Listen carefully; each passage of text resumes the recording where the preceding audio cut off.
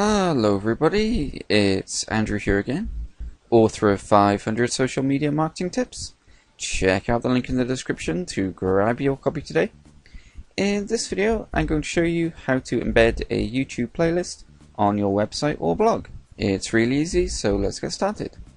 The first thing you want to do is sign into YouTube and click on the playlists link on the left hand side. You'll be presented with a list of all your playlists.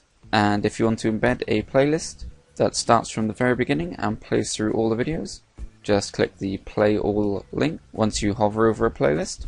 But if you want to start from a particular video, click on the link of the playlist name and choose the video that you want the playlist to begin at. Once you've done this, on the video page, click on the Share tab and then Embed. And copy this code and paste it into your website or blog. And the finished result looks a little bit like this. And that's all there is to it. Thanks very much for watching. I hope it helped.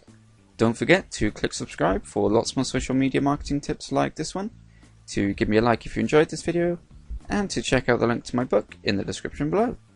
Thanks very much for watching, and goodbye.